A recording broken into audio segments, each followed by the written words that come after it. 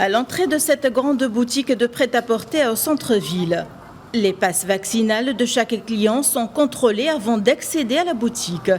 L'agent de sécurité n'a ni l'appareil ni l'application pour scanner les QR codes du pass. Il se contente de jeter un coup d'œil sur les documents qu'on lui montre. Nous sommes appelés à appliquer la loi. Avant d'entrer, le client doit présenter le certificat de vaccination ou le pass vaccinal pour la sécurité de tous. Le site Evax est en panne depuis 48 heures.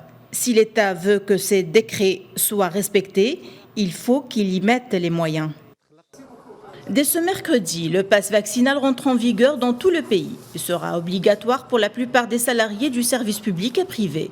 Par ailleurs, les personnes qui n'ont pas de passe vaccinal sont sanctionnées par la suspension de l'exercice de fonctions pour les personnels de l'État et la suspension du contrat de travail pour les salariés du secteur privé.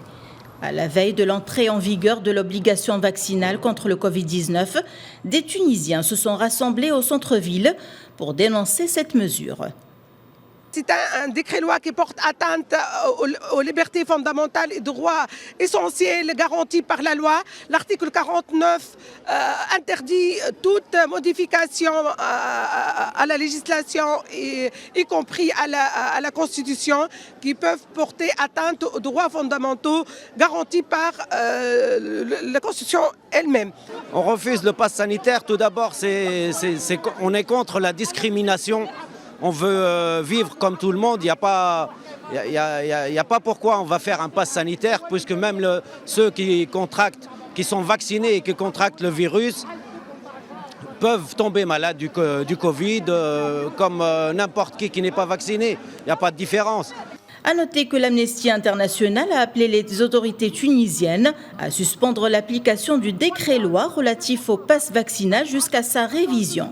L'organisation a considéré que cette mesure prive toute personne âgée de plus de 18 ans d'accéder aux espaces privés et publics et de voyager. A rappelé que plus de 25 000 personnes ont succombé au coronavirus en Tunisie depuis l'apparition du Covid-19, selon le ministère de la Santé. Selon des syndicalistes, les dispositions de ce pass vaccinal qui resteront en vigueur pendant une durée de 6 mois menacent les moyens de subsistance des Tunisiens en leur infligeant des sanctions excessivement sévères en cas de non-respect.